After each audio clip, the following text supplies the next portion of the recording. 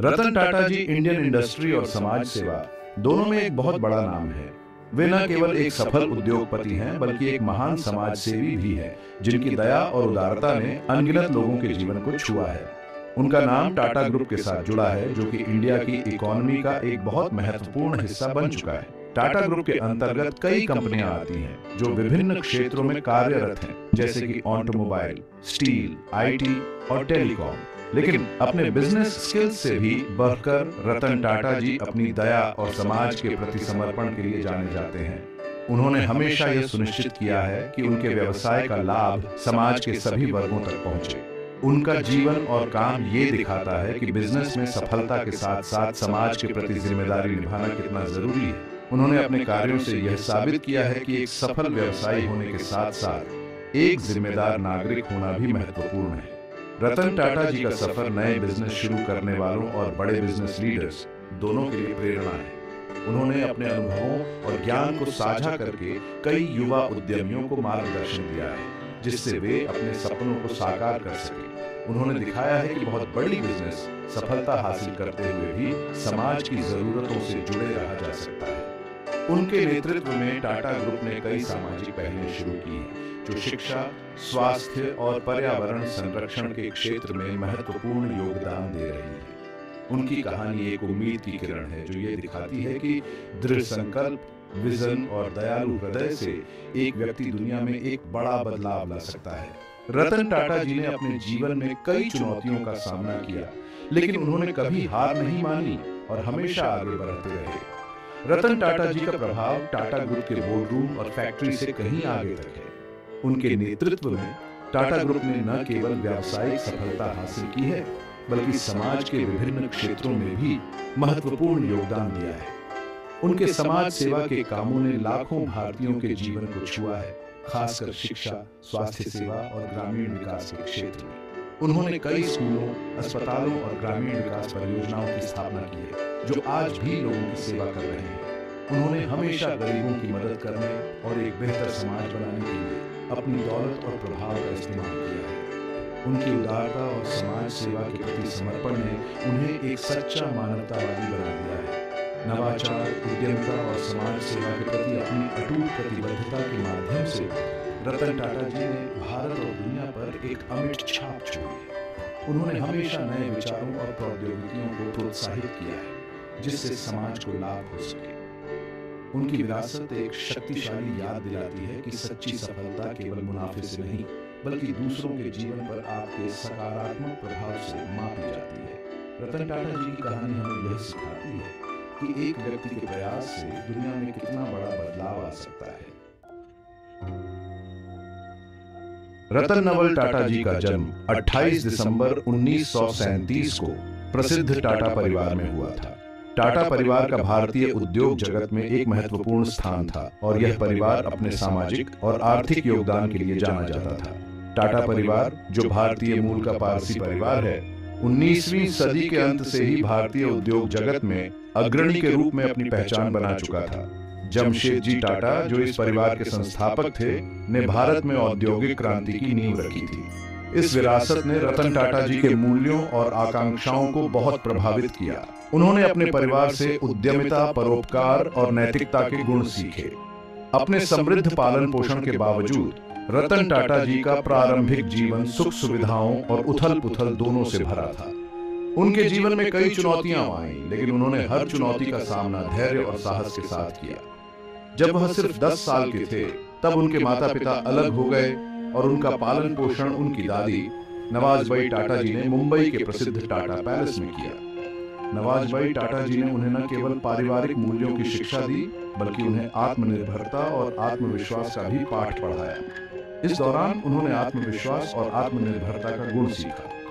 उनकी दादी ने उन्हें सिखाया कि जीवन में किसी भी परिस्थिति का सामना कैसे करना है और कैसे अपने निर्णयों पर विश्वास करना है। रतन टाटा जी की शिक्षा पूर्वी और पश्चिमी संस्कृति का मिश्रण थी। उन्होंने भारतीय और पश्चिमी दोनों प्रकार की शिक्षा प्राप्त की, जिससे उनका दृष्टिकोण व्यापक और समृद्ध हुआ। उन्होंने मुंबई के प्रतिष्ठित कैथेड्रल और जॉन कॉन्वेंट स्कूल में पढ़ाई की, जहां उन्होंने अपने प्रारंभिक शिक्षा के वर्षों में कई महत्वपूर्ण सबक सीखे। उसके बाद शिमला के बिशप कॉटन स्कूल में कुछ समय बिताया। यहाँ उन्होंने अनुशासन और आत्मनियंत्रण के महत्व को समझा। इसके बाद वे उच्च शिक्षा के लिए संयुक्त राज्य अमेरिका चले गए, जहाँ उन्होंने एक नई दुनिया का अनुभव किया और अपने ज्ञान को और भी विस्तृत किया। जहाँ उन्होंने 1962 में कॉर्नेल यूनिवर्सिटी से आर्किटेक्चर में स्नातक की उपाधि प्राप्त की। कॉर्नेल में उनके समय ने उन्हें न केवल तकनीकी ज्ञान दिया, बल्कि उन्हें एक वैश्विक दृष्टिकोण भी प्रदान किया। इस अंतर्राष्ट्रीय अनुभव ने उनके दृष्टिकोण को व्यापक बनाया और उन्हें वैश्विक नजरिया दिया।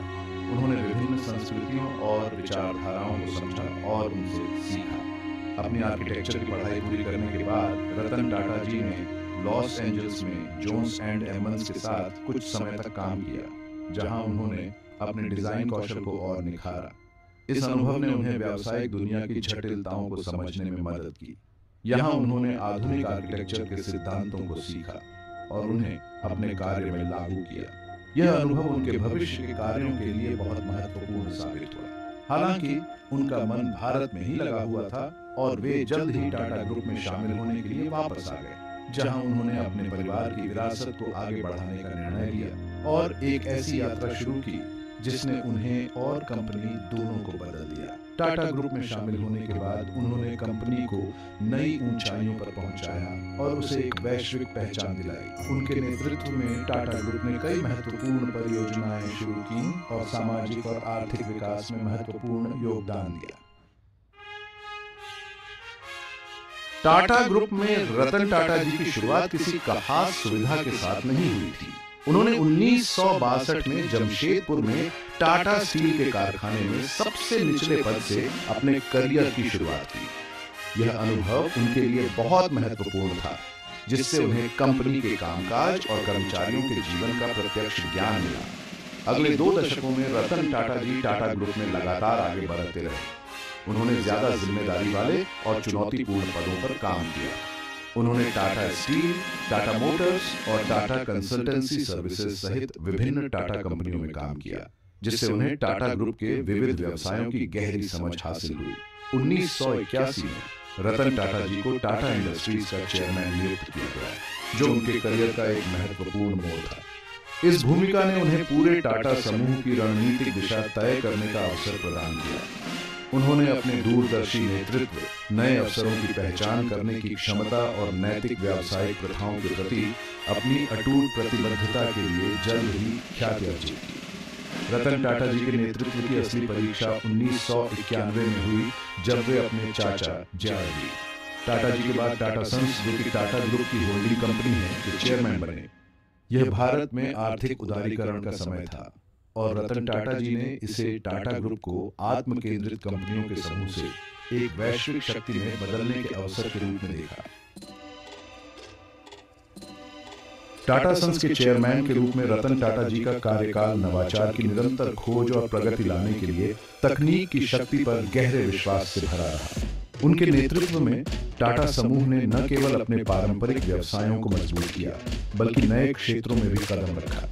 उन्होंने माना कि वैश्विक बाजार में प्रतिस्पर्धा करने के लिए टाटा समूह को नए विचारों को अपनाना होगा, अनुसंधान और विकास में निवेश करना होगा और उद्यमिता की संस्कृति को बढ़ावा देना होगा।